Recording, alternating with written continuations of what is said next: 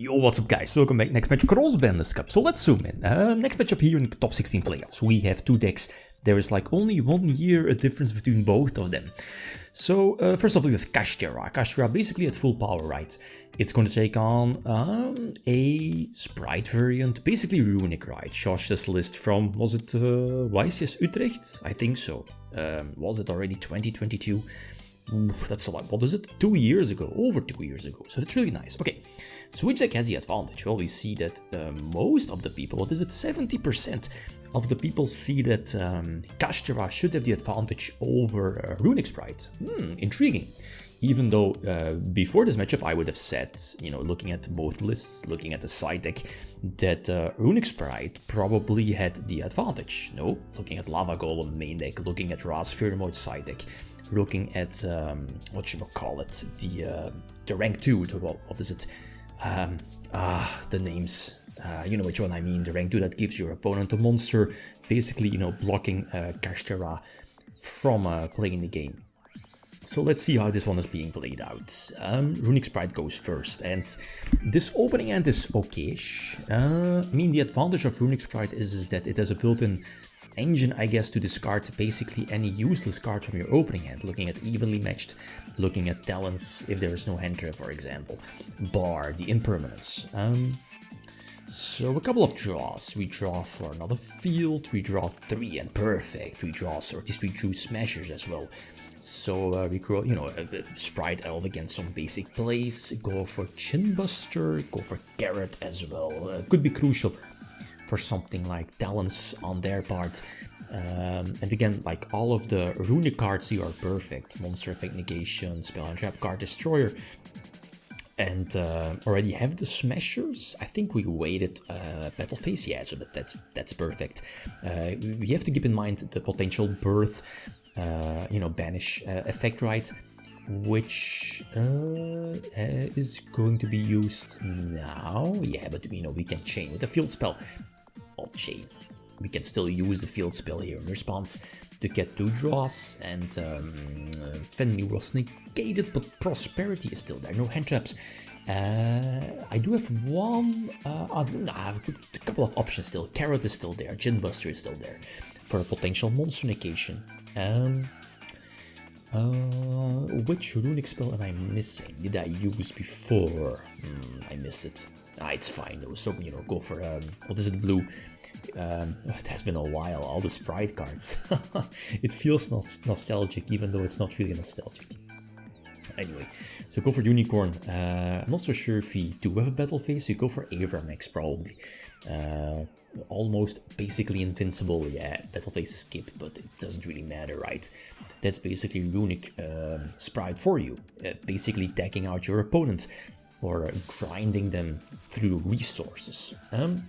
We get shifted, and I was like, well, because here we draw, or at least we drew the Runick tip, I was like, I think I can afford the banish of Smashers, right? Because I can establish my board. Sure, I cannot attack, yeah, because I used a Runick spell, but we can establish somewhat of a decent board, right, with gigantic Spright potentially for next turn, because, you know, we can assume that they bricked Chin Buster, Monster Negation, and Carrot for Spell and Trap Card Negation, so that, again, fantastic. Plus we have those Runick spells, right, to potentially grind through their resources. Mannequin Cat, that was the name I was looking for. And we go for the combo. You know, getting shifted, you can go for Mannequin Cat, Special Summon a Dark, or any monster, they need a Dark on field. And as you know, the Special Summon this side, a Chaos Hunter from the deck, and as you know, your opponent cannot banish cards, so even under Shifter it won't work, they cannot banish cards, no Fenrir or whatever, so super bright, super MVP deck. Probably one of the cards that got him there, right, to the victory eventually. So with Chaos Hunter on field, nothing is getting banished, and yeah, Troll indeed was negated. Entering the battle phase, I think I missed that before, a small mistake. You know how it goes, right? You in your head, you're like, okay, enter battle phase, but you click end phase. And that's what it is. Doesn't really matter here in this case. So birth, disgusting. What was it? The Theos is getting back birth? I think it was something like that. But I mean, look at this. The amount of advantages is just insane. Okay, so going second again, and that's fine, you know, stuff like lava. I think I didn't side deck in my Ras Sphere mode. I mean, are they really going to add on 3, right? Maybe even 1, a Rise Hard Pass, but that looks, at least that feels so mediocre. Like, what are you really going to do?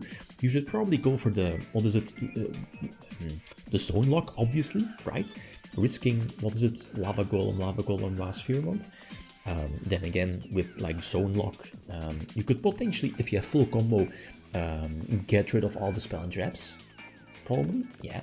Spell and Trap cards, zones that is. Anyway, so main phase. We waited for main phase, right, for talents, so we can get Fenrir. Potential Banish. Because we already have Carrot to potentially negate Book of Moon, or what was in Book of Moon, or Imperm, I think. Was in the back of my mind. Yeah, Imperm is there, so we can negate that one, so we can get the Field Spell Search. We already have another Runick card. Yeah, so we can go for Gigantic Spright, Special Summon another Yugioh. Yeah, the last one, because the first one was banished off of, what was it? Diablos, yeah. Small mistake here. Okay, Kitten is fine, bounce. And I should have used Kitten for the link. Reborn Kitten, again, it's once per turn. At least it's once per copy, once per turn, right? It's not a hard once per turn. So small error, it's fine though, it doesn't really matter. Okay, here in this case, I was forced to use only Bimaru, right, to banish, get rid of their big beat stick. It's fine, essentially it's basically the same. So Prosperity, that's okay.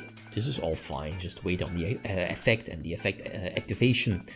We can pop it, banish a couple of cards, get Ghost Ogre, and alright, the Ghost Ogre were side decked, right? And Bells are also there, but this they can play around Ghost Ogre, right? With Yugioh, the chain block, so it's decent.